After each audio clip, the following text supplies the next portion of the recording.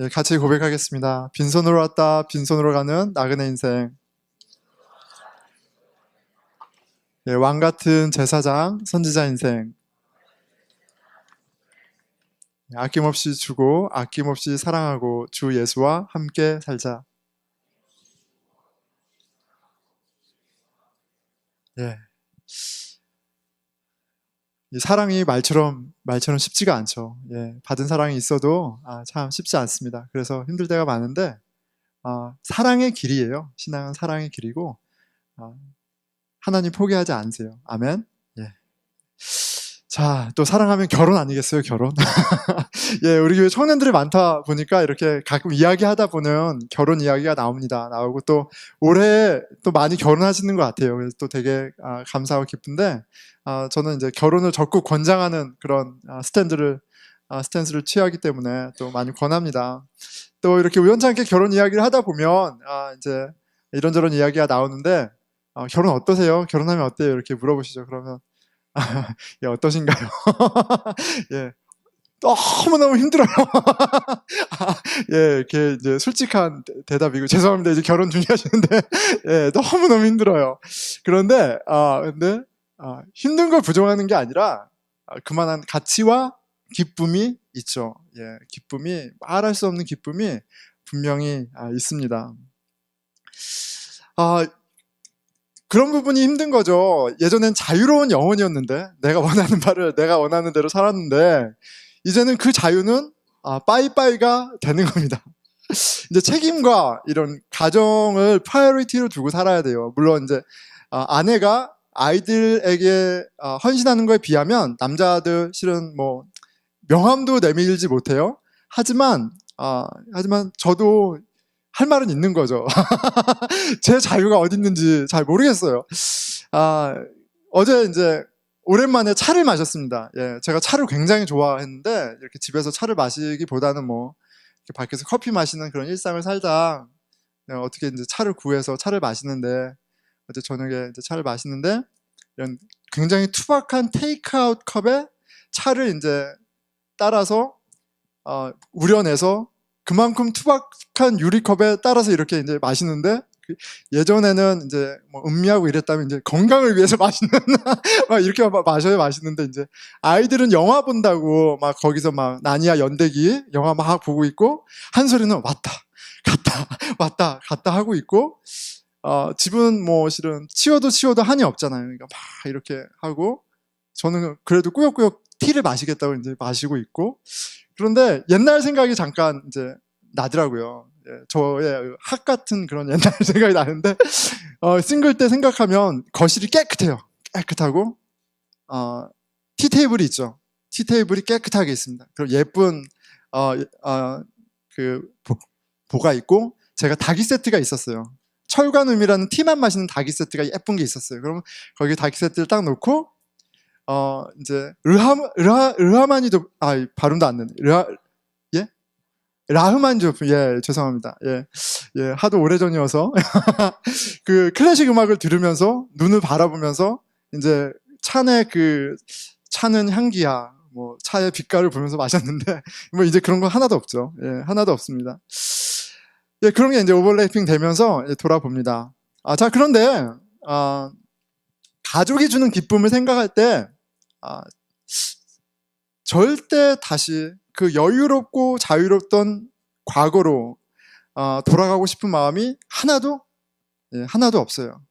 예, 저희 아내가 듣고 있습니다. 하나도 없어요. 하나도 없고 전 지금이 너무 좋습니다. 나만을 위한 삶에서 우리를 위한 삶으로의 변화가 쉽지가 않아요. 쉽지가 않지만 너무 좋아요. 많은 것을 정말 포기해야 합니다. 하지만 우리가 되었기에 누리는 풍성함과 만족이 있다는 거죠. 그리고 그것이 우리로 하여금 우리 가족이 어려움이 없어서가 아니라 넉넉하게 살아나가게 하는 거예요. 자, 여러분 그리스도인의 삶은 어떤가요? 그리스도인의 삶은 어떤가요? 마태복음 16장 24절이죠. 누구든지 나를 따라오려거든 자기를 부인하고 자기 십자가를 지고 나를 따를 것이니라.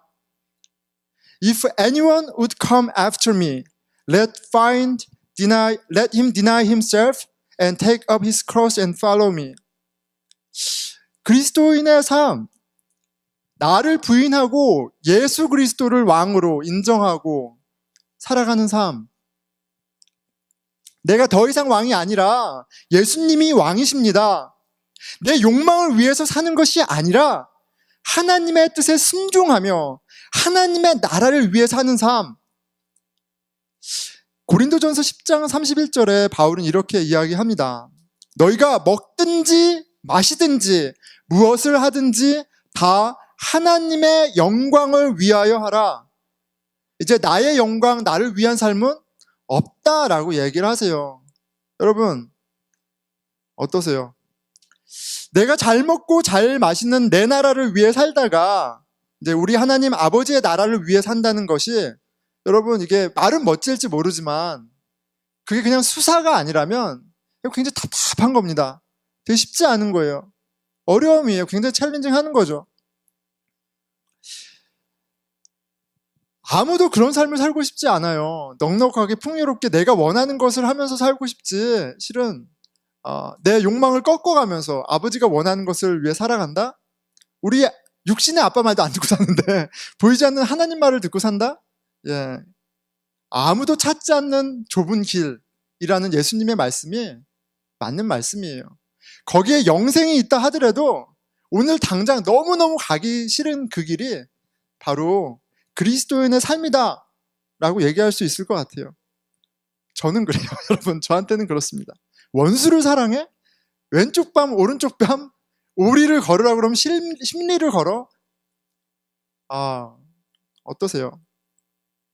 자, 오늘 말씀 주제는 이거예요. 여호와로 인하여 기뻐하는 것이 너희의 힘이니라, 이렇게 얘기하세요. The joy of the Lord is your strength, 이렇게 얘기하세요. 여러분, 그리스도인으로 사는 삶은요, 쉽지가 않아요. 그 어디에도 쉽다고 말씀하지 않으세요. 예수님을 왕으로 인정하고 사는 것 이전에도 이미 사는 것도 쉽지 않잖아요. 내가 내 삶을 경영하는 게 얼마나 어려워요. 그런데 그것도 아니라 예수님을 왕으로 인정하고 예수님 뜻에 순종하며 산다? 그거는 더 힘들게 사는 거예요. 나의 욕망으로 인한 시련에서 하나님의 소망을 이루기 위해 살아간다는 여정은 쉽지가 않습니다. 더 어려운 거예요. 예전에는 전혀 고민하지 않던 것들을 새롭게 고민하고요. 예전에는 불편하지 않았던 것들로 불편한 삶을 사는 거예요. 예전에는 그냥 미우면 안 보면 됐었는데 이제 미워한다는 것 때문에 양심이 찔려. 예전에는 뭔가 잘못하면 지적하고 커렉트하면 됐는데 그것도 또 양심에 찔려. 안 된대. 여러분, 어떠세요? 내 몸처럼 이웃을 사랑한다? 그냥 입술의 고백만이 아니라 내가 내 룸메이트를, 내가 내 여자친구를, 남자친구를, 부모님을, 자녀를 그렇게 사랑하고 있는가? 라고 질문할 때 여러분, 우리 고개를 들기 어렵죠. 자, 그런데 이 모든 어려움을 이겨낼 수 있는 것이 나의 의지와 나의 헌신과 나의 실력이 아니라 그 이전에 뭐라는 거예요? 여호와 하나님이 우리에게 주시는 힘이 있다라고 이야기하시는 거예요. 여호와 하나님과의 참된 관계가 우리에게 기쁨이 된다라고 얘기하시는 거예요. 그리고 그 기쁨이 우리로 순종하게 한다라고 얘기하시는 거예요. 여러분, 사랑에 빠지면 사랑하는 대상을 위해서 내 스케줄 다 조정하죠. 내가 가진 거 다 동원해서 선물도 사죠. 우리 조용길 집사님 지금 한국 가셨어요. 예. 안 되는 스케줄 만들어서 결혼하려고 갔잖아요.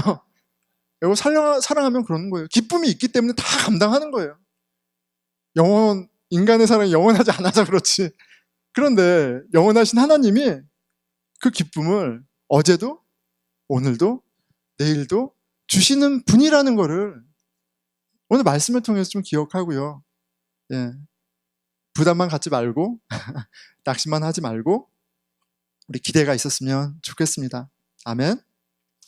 자, 느헤미야를 이제 본격적으로 보고 있습니다. 느헤미야. 예수님이 오시기 전 한 400년 전의 인물이죠. 가버너예요. 이만한 올가나이저가 없어요. 이만한 진짜 정치가가 없어요. 와, 정말 일을 너무너무 잘합니다. 그러고 보니까 성경에서 굉장히 유니크한 캐릭터예요. 성경에는 선지자 이야기들과 실은 왕들의 이야기로 가득 차 있는데, 이런 행정가, 일꾼에 대한 이야기는 느헤미야가 거의 유일하지 않나 싶어요.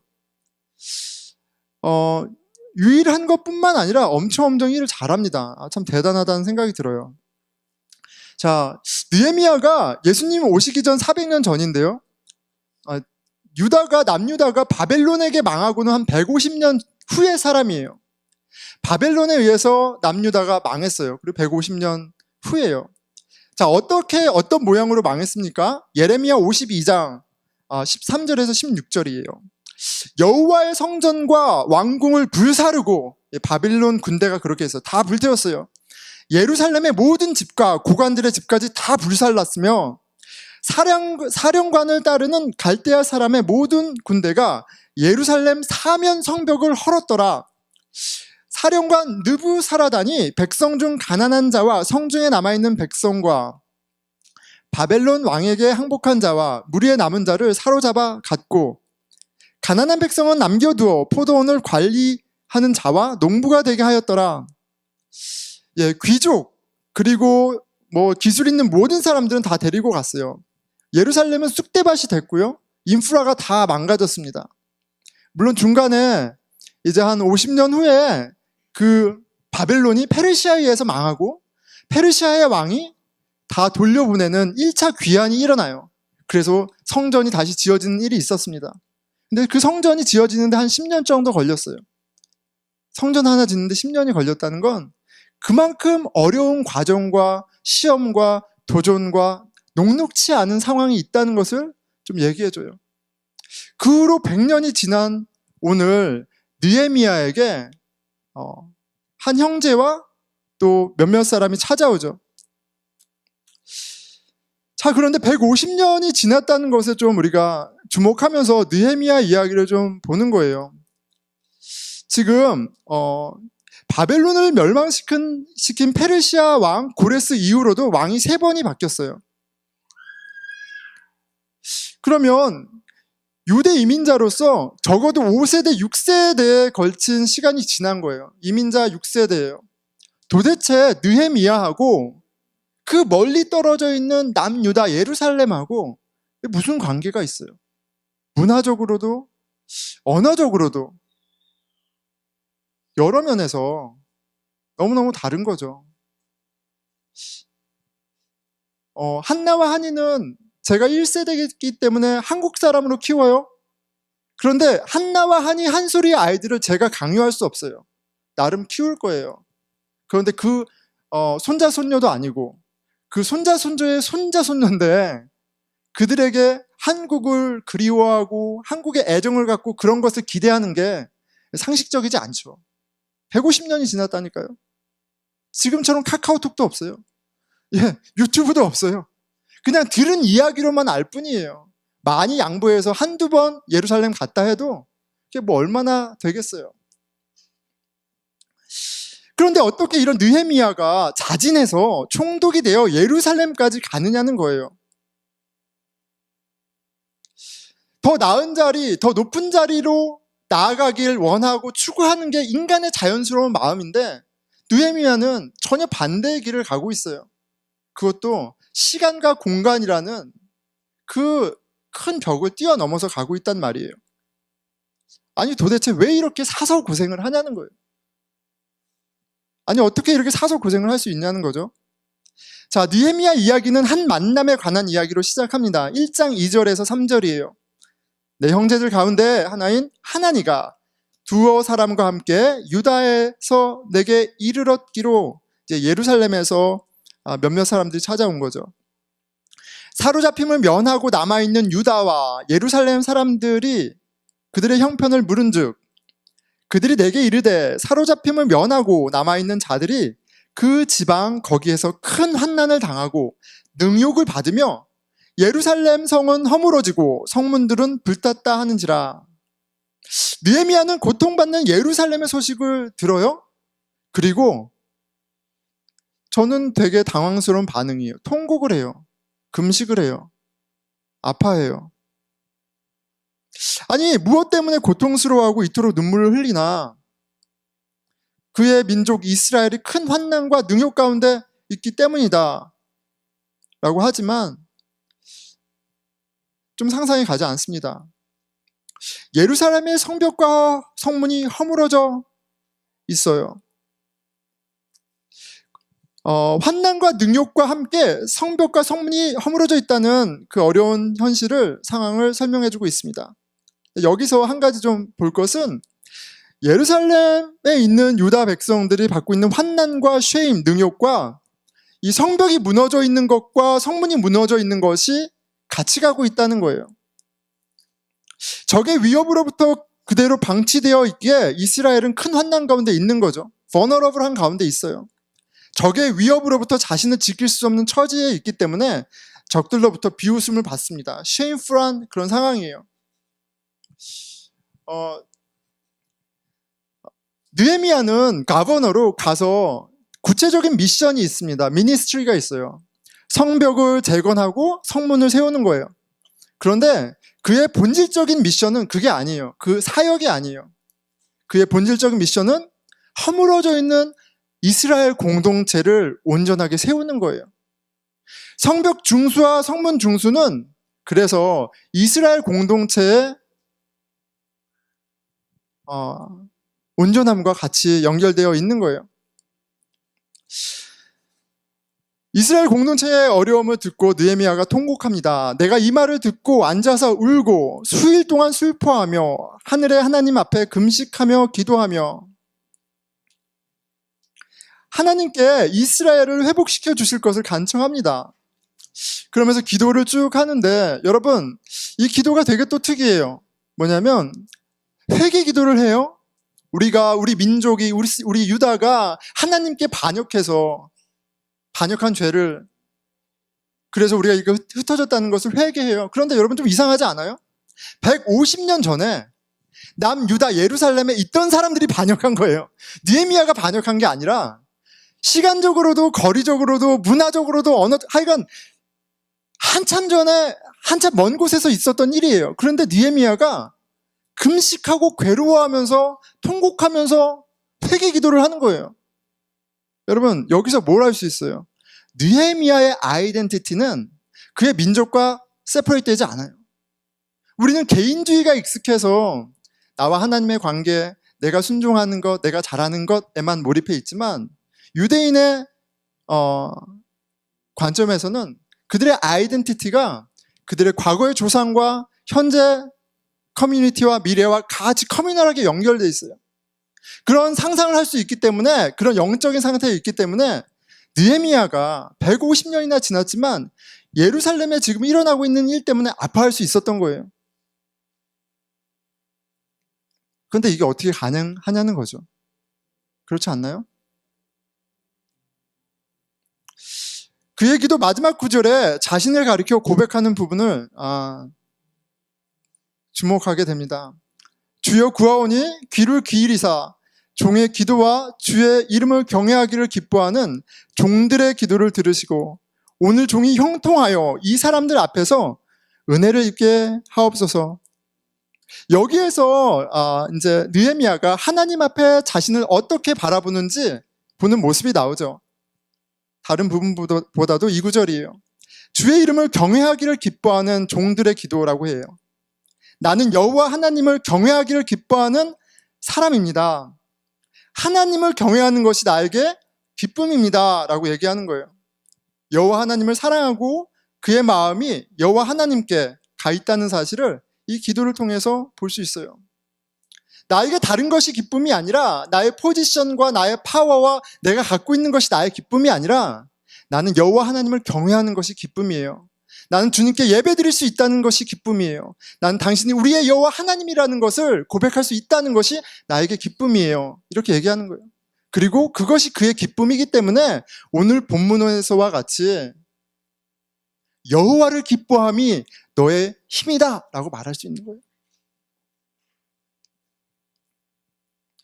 자, 느헤미야가 사서 고생을 시작합니다. 그런데 그렇잖아요. 많은 것을 포기하고 희생하면서 예루살렘으로 간 거예요. 누가 봐도 그래요. 누가 봐도 다 그렇게 볼 수 있는 상황이에요. 자, 그런데 느헤미야가 꽃길을 걷는 것이 아니라 모든 사람들의 환영과 서포트를 받는 게 아니라 밖으로나 안으로나 너무나 많은 챌린지와 어려움이 있어요. 하얼십이 있어요. 그 이야기들을 우리가 발견하게 되죠. 밖으로는 느헤미야를 조롱하는 세력들이 있습니다. 2장 19절이에요.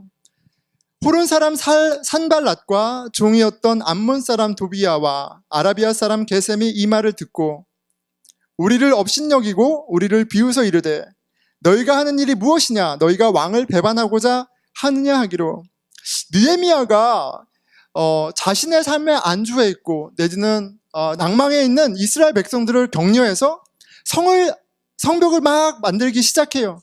근데 그 소식을 듣던 그 지역의 세력가들이, 이방인들이 조롱하고 비난하고 모함하기 시작합니다. 별로 달갑지 않게 여겨요. 분노했다라고 얘기합니다. 이제 성벽이 만들어지기 시작하고 거의 중간쯤 되었을 때 그 이야기를 들은 이들의 반응을 기록하고 있어요. 4장 1절이죠. 산발랏이 우리가 성을 건축한 다음에 듣고 크게 분노하여 유다 사람들을 비웃으며, 산발랏과 도비야와 아라비아 사람들과 암몬 사람들과 아스돗 사람들이 예루살렘 성이 중수되어 그 허물어진 틈이 메꾸어져 간다 함을 듣고 심히 분노하여 다 함께 꾀하기를 예루살렘으로 가서 치고 그곳을 요란하게 하자 하기로.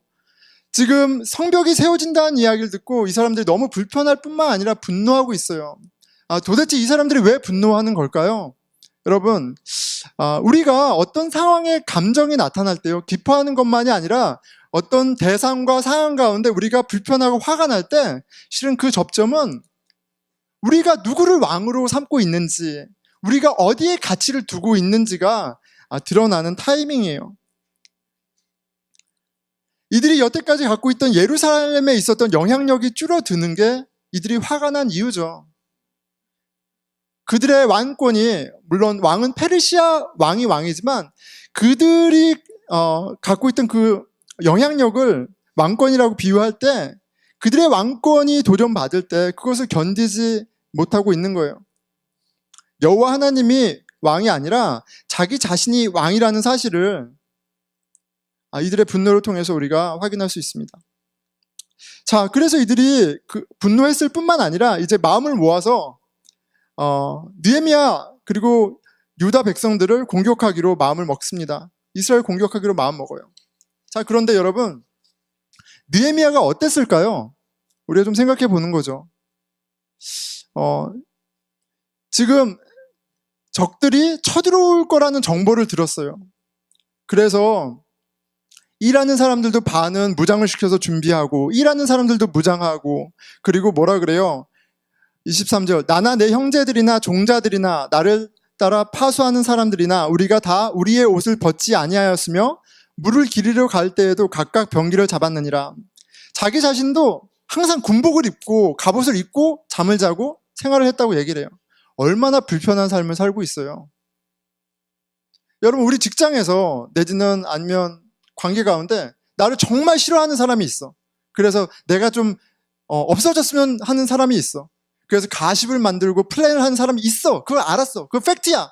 그럼 여러분 어떻게 하겠어요? 그 상황 가운데. 얼마나 스트레스풀한 상황이에요. 가능하면 옮기고 싶지 않아요? 가능하면 다른 직장으로 가든지 다른 곳으로 가든지. 그게 사람의 마음이라고요. 느헤미야가 있는 처지가 느헤미야는 특별하니까 잘 견디고 지금 일을 꿋꿋이 잘하고 있어. 물론 그런 모습이 있지만 그가 갖고 있는 인텐스한 상황이 있다는 거예요. 그리고 그걸 알아요. 쉽지 않습니다. 하루하루 어려운 날들을 보는 게 분명해요. 그런데 외부에서만 그런 어려움만이 있는 게 아니라 같은 시기에 내부에서도 지금 한 마음으로 함께 이 일을 해나가야 하는 이스라엘 백성들 가운데에서도 불만이 터져 나와요. 5장 1절이에요. 그때, 이 그때라는 말은 지금 외부에서 적이 언제 공격하려고 계획하고 있어서 긴장감이 있는 그때를 얘기하는 거죠. 바로 그때 백성들이 그들의 아내와 함께 크게 부르짖어 그들의 형제인 유다 사람들을 원망하는데 안에서 원망이 터져 나옵니다. 문제가 터져 나와요. 근데 이런 상황이었던 거죠. 흉년 때문에 추수를 많이 못했어요. 페르시아 왕에게 세금을 보내야 되는데 세금 낼 돈이 없어요. 그래서 돈을 꾸는 거예요. 근데 여의치 않아요. 저당 잡힐 게 여의치 않아. 땅도 잡혔는데 땅도 없어. 그럼 어떤 일이 있어요? 자녀들을 노예로 파는 거예요. 그래서 그 돈으로 세금을 내는 일이 있었어요. 그런데 왜 원망해요? 아니 어떻게 같은 형제 자매가 이럴 수 있느냐. 우리 다 이스라엘 백성인데 어떻게 형제가 형제를 종으로 팔고 사는 일이 있을 수 있느냐. 이런 원망들이 막 일어나는 거예요. 어떻게 형제가 형제에게 고리대금을 할 수 있느냐. 이자놀이를 할 수 있느냐. 이런 일이 막 일어나는 거예요. 지금 마음을 모아서 일하기도 바빠 죽겠는데 지금 내부 안에서 지금 분쟁이 일어난 거예요. 그런데 이 이야기를 듣고 느헤미야가 분노하고 이런 것들 다 바로 잡습니다. 그런 사건이 소개가 돼요. 안팎으로 쉽지 않은 일들을 꾸역꾸역 해나가고 있는 느헤미야의 모습을 보게 돼요. 여러분 어때요? 우리 다 평안한 삶을 원하잖아요. 평안하고 안정적이고 모든 사람이 나를 인정하고 나이스 이런 걸 되게 원하잖아요. 그렇죠? 근데 느헤미야는 자진해서 어려운 길로 간 거예요. 자진해서 문제가 있는 곳으로 간 거예요. 왜냐하면 여러분 느헤미야라는 사람이 지금 예루살렘에 왔기 때문에 이런 불만이 터져 나온 거예요. 무슨 말이에요? 여러분 같은 민족끼리 이럴 수 있느냐는 원망을 할 수 있는 건 그런 말을 할 수 있는 분위기가 된 거죠. 느헤미야라는 리더가 그 말을 들을 수 있는 걸 아니까 사람들이 원망을 터뜨린 거예요. 힘으로 권력으로 내리누리고 있고 당연히 그것이 당연하다라는 사회 분위기라면 어떻게 그것을 얘기할 수 있겠어요? 지금까지 불의 가운데에서도 아무런 목소리를 내지 못했던 가난한 이스라엘 사람들을 그려보는 거예요. 정의를 이야기한들 힘 있는 사람들이 콧방귀도 끼지 않는 상황이었을 텐데 지금 느헤미야 하나님의 사람이 느헤미야가 하나님의 사람이라는 걸 아니까 이들이 하나님의 공의를 부르짖는 거예요. 이제 사람들이 공의를 요구할 수 있는 기회를 얻은 겁니다. 여러분 여기에서 우리가 좀 생각해 봐야 될 게 있는 것 같아요. 여러분 어떤 공동체가 어떤 교회가 건강한 공동체예요? 아무런 문제 없고 서로 나이스하고 서로 필요를 다 채워주고 그런 공동체가 좋은 공동체인가요? 느헤미야를 보면서 저는 그런 생각이 들어요. 분쟁이 있고 원망이 있고 원성이 있는 교회가 그런 거를 말할 수 있는 교회가 그래서 그걸로 아파하고 그걸 통해서 하나님이 원하시는 바를 한 번 더 고민하는 교회가 건강한 교회가 아닌가 하는 생각이 들어요. 의견의 불일치와 불만의 소리가 나오고 들린다는 것이 교회가 살아있다는 반증이 되는 거 아니겠어요? 우리 교회 사랑이 너무 없어 라고 말하는 게 예, 말할 수 있잖아요. 누구는 너무 외롭고 힘든데 아무도 돌보지 않아 라고 말하는 게 하나님 아버지의 공동체 안에서 당연히 나올 수 있는 이야기인 거예요. 이야기가 나오지 않는다면 오히려 그것이 문제가 있는 것이 아닌가 하는 생각이 듭니다. 밖으로나 세상의 가치와 다른 가치를 추구하는 공동체 조롱거리가 되죠. 소란이 나죠. 밖으로나 안으로나 문제를 겪고 있는 느헤미야 참 힘들어 보이는데 그리스도인으로 살아간다는 게 예수 그리스도를 왕으로 고백하는 공동체가 걸어간다는 길이 그렇게 소란스럽고 시기 질투를 받고 조롱을 받고 그리고 발이 많은 게 당연한 것처럼 보입니다. 스스로 자원해서 예루살렘까지 온 느헤미야의 헌신을 보고 모두 환영하는 것이 아니라 너만 신앙 있냐? 너 어디 잘하나 두고 보자 부터 시작해서 여기저기 도움의 손길을 요구하는 형제 자매들 가운데 느헤미야 어떻게 이 모든 일들을 겪고 극복해 나갈 수 있었을까 볼 때 경이롭기까지 합니다. 자, 오늘 본문은 나팔절 하나님의 말씀을 듣고 죄를 깨달아 슬퍼하는 이스라엘에게 하시는 말씀이에요. 그리고 이 말씀 가운데 느헤미야에게 공급되었던 힘의 근원이 무엇인지 느헤미야가 좀 보여주는 것 같습니다. 여호와로 인하여 기뻐하는 것이 너의 힘이라. 느헤미야가 사서 고생을 선택한 것뿐 아니라 그 모든 도전과 고생을 끝까지 이겨나갈 수 있었던 힘의 근원. 우리에게 그리스도인으로 살아야 하는 책임이 있습니다. 예수 그리스도의 모습을 닮아가야 하는 부르심에 분명한 방향이 있어요. 자기 부인, 자기 십자가를 지고 예수를 따라가는 삶. 무엇을 먹던 무엇을 마시던 하나님의 영광, 하나님의 나라를 위해 사는 것. 그 공의를 이 땅 가운데 이루는 공동체를 세우는 것. 하지만 그 책임의 무게보다 주신 은혜의 풍성함이 우리의 마음을 먼저 채울 때 우리는 감히 아무도 찾지 않는, 아무도 가지 않는 좁은 길을 찾아 나서는 여정을 시작하고 또 뚜벅뚜벅 함께 걸어 나가는 것 같아요.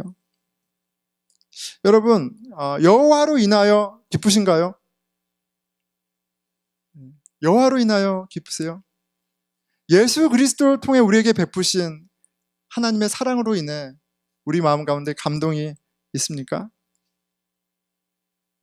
건강한 자에게는 의원이 쓸데없고 병든 자에게라야 쓸데있나니 나는 의인을 부르러 온 것이 아니요 죄인을 부르러 왔노라. 튼튼하고 멋진 성벽, 그런 성을 갖고 있는 인생을 위해 찾아오신 것이 아니라 허물어지고 초라한 인생, 가난한 인생을 위해 오신 예수님을 생각할 때 여러분 마음에 감동이 있지 않습니까? 우리 영혼이 기쁘지 않나요? 6월절 저녁 식사 시간에 예수님이 요한이 그린 그 그림은 굉장히 좀 여러 가지 생각할 것이 있어요. 6월절 저녁 만찬, 이제 십자가에 못 박혀 죽으시기 전에 제자들의 발을 씻겨주시잖아요, 예수님이.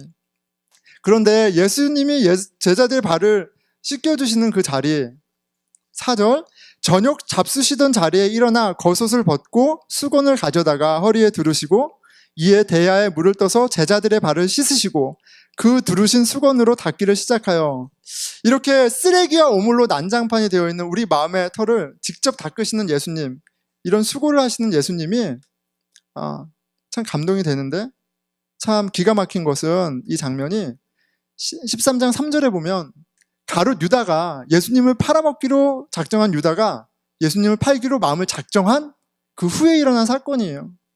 예수님이 제자들의 발을 씻어주실 때 가룟 유다만 안 씻어주신 것이 아니라 나를 배반하는 가룟 유다까지 씻어주셨단 말이죠. 자신을 3번 부인한 베드로를 찾아 갈릴리에 오셔서 베드로와 제자들을 위해 생선을 구우시고 먹이시며 사랑을 확인해 주시는 우리의 왕 예수님을 볼 때 우리의 마음이 따뜻해지지 않습니까?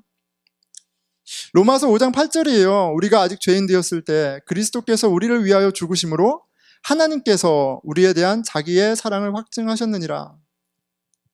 그 십자가 앞에 우리가 하나님 앞에 어떤 반역자였는지 고발당하지만 또 그 십자가를 통해서 우리는 하나님이 우리를 얼마나 사랑하시는지 또한 보게 됩니다. 이어서 11절에 이렇게 얘기하세요. 그뿐 아니라 이제 우리로 화목하게 하신 우리 주 예수 그리스도로 말미암아 하나님 안에서 또한 즐거워하느니라. 그 구원의 사건이 어떤 신앙의 공식이 아니라 우리 영혼이 새 생명을 얻은 사건이에요. 우리 영혼이 기뻐하게 되었고요, 우리 영혼이 참 평안과 의와 희락 안에 거하게 된 사건이에요. 느헤미야가 만난 여호와 하나님은 예수 그리스도의 아버지, 우리 하나님의 아버지이시기도 해요. 언제나 영원히 은혜와 자비가 풍성하신 하나님은 당신을 경외하고 당신의 뜻에 순종하는 자들을 괴롭히시는 분이 아니라 기쁨이 되어주시고 자유케 하시는 영생의 하나님 아버지이십니다. 말씀을 맺겠습니다. 나팔절은 오늘 말씀이 있는 나팔절은 이제 유대인들이 하베스트가 이제 마지막에 끝나고 초막절이 오기 전에 드리는 절기라고 해요. 초막절은 하나님께서 이스라엘을 이집트 노예 상태에서 구원하시고 광야에서 먹이시고 보호하신 그날들을, 그 은혜를 기억하는 날들이에요. 그날 전에 이 나팔절에 이렇게 성회를 열고 그리고 같이 예배드리고 음식으로 같이 나누는 그런 날들입니다. 여호와 하나님께서 우리를 얼마나 신실하게 지켜주시고 우리와 함께 하셨는지를 기억하면서 그 기쁨 가운데 예배드리는 날이에요. 그렇기에 느헤미야가 이스라엘 백성들에게 그리고 저에게 얘기하는 것 같습니다. 여호와로 인하여 기뻐하는 것이 너희의 힘이니라.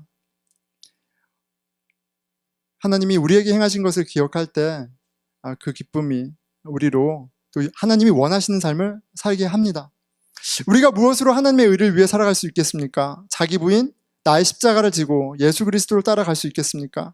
우리의 높은 뜻, 강한 의지, 열심과 실력은 아닌 것 같아요. 저를 보니까 그래요. 예, 저를 보니까 그렇습니다.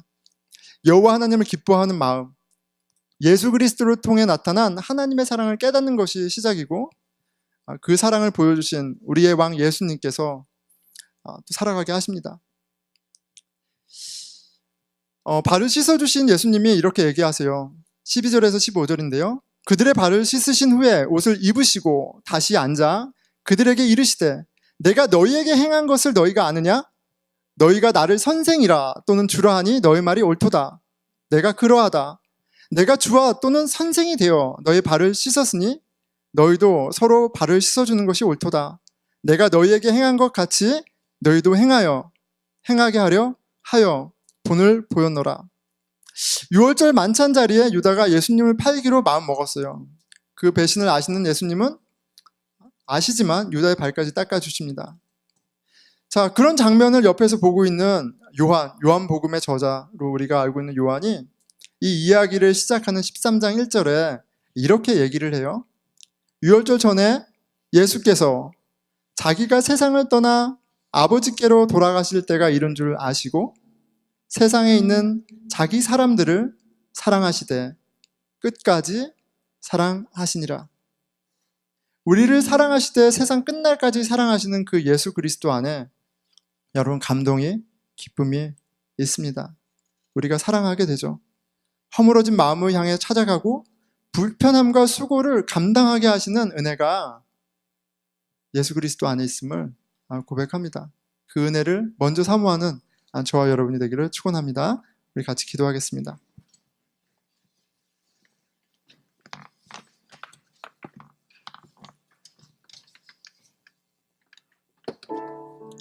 우리는 불편함으로부터는 멀어지고 좀 더 안정적이고 편안하고 인정받는 자리를 끊임없이 찾아가죠.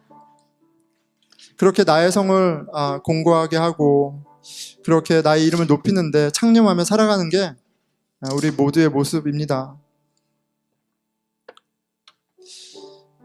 그렇게 하나님을 반역하고 사는 것이 우리의 모습이에요.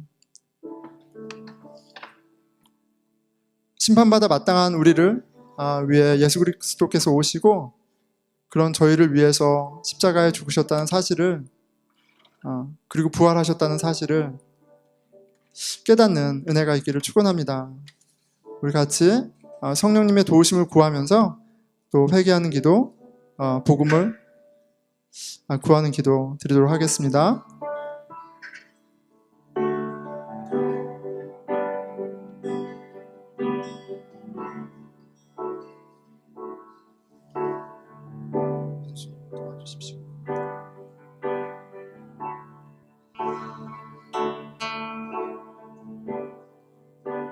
저희로 십자가의 삶을 넉넉하게 살아가시는 그 주님의 은혜를 구합니다. 우리 같이 공동체를 위해서 기도하겠습니다. 주님, 여호와로 인하여 기뻐하는 것, 예수 그리스도로 말미암아 그 하나님 나라의 의와 평강과 희락을 누리는 것, 그렇게 서로 사랑하는 것을 아버지 저희가 깨닫고 배우기 원합니다. 그 진리의 삶을 가르쳐 주십시오. 그 진리 안에서 서로 용납하고 섬기고 사랑하는 일이, 서로의 발을 씻어주는 일이 있게 하여 주십시오. 우리 공동체를 위해서 같이 기도하겠습니다. 예, 하나님 아버지 주님, 불편하면 피하고 다르면 멀리하고, 아버지 주님, 우리의 모습이 그렇습니다. 아버지, 이웃을 내 몸처럼 사랑하신 주의 말씀을 기억하고, 아버지 주님, 그 사랑을 아버지 감히 꿈꿔봅니다. 아버지, 저희에게 사랑할 수 있는 사랑을 허락하여 주시고, 아버지 순종할 수 있는 또 마음 또한 허락하여 주십시오. 성령님께서 우리로 하나 되게 하시는 바를 같이 꿈꾸고, 아버지 주님, 깨닫는 일이 아버지 공동체 가운데 아버지 있을 수 있도록 성령님 도와주시옵소서.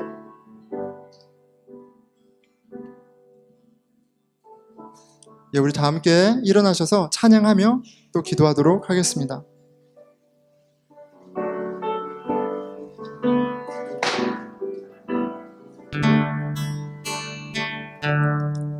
주님 말씀하시면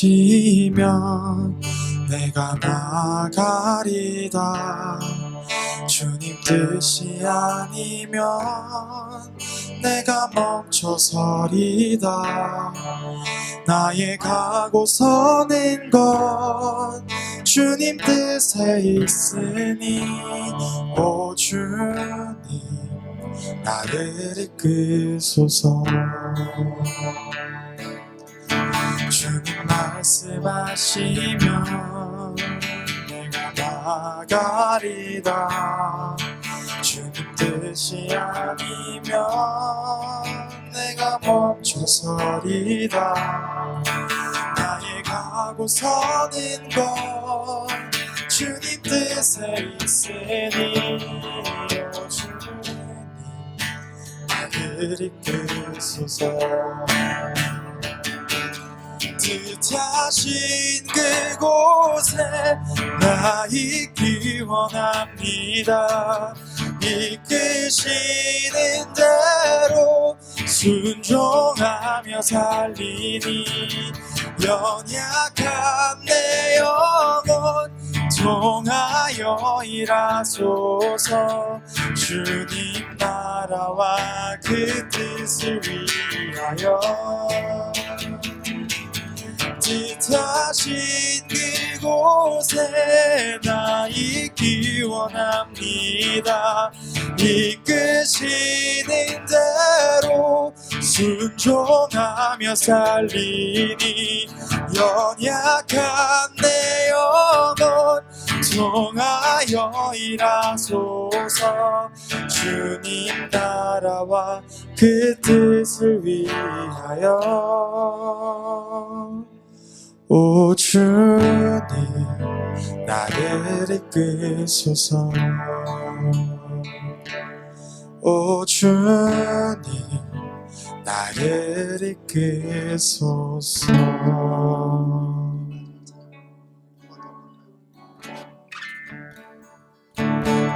내 모습 이대로 사랑하시네. 연약한 그대로 사랑하시네. 나의 모든 발걸음 주가 하시나니, 날 인도하소서. 내 모습 이대로 사랑하시네. 연약한 그대로 사랑하시네. 나의 모든 발걸음 주가 하시나니, 날 인도하소서. 주의 날개 아래 거하는 것, 주의 임재 안에 거하는 것, 나의 가장 큰 소망, 나의 가장 큰 은혜, 주와 함께 동행하느니 내 모습 이대로 사랑하시네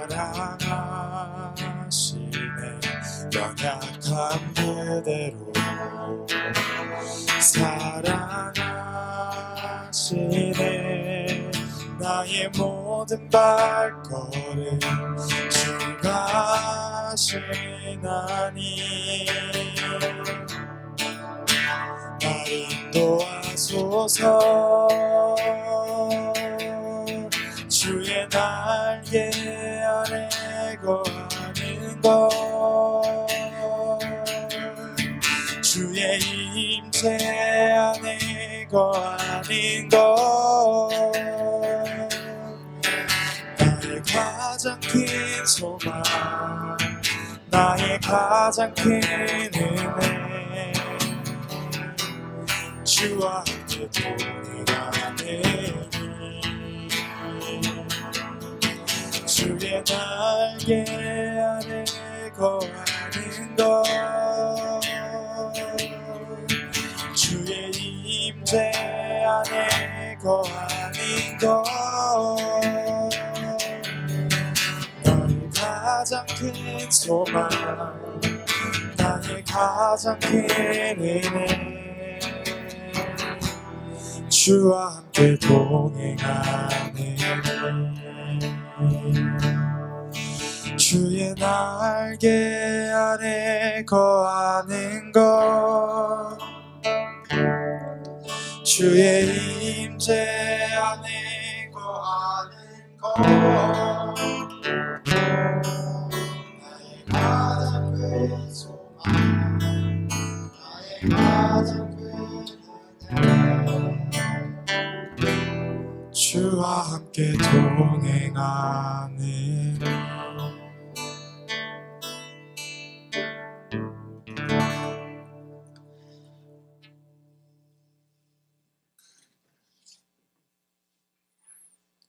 이제는 우리 주 예수 그리스도의 은혜와 하나님의 사랑과 성령의 함께하심이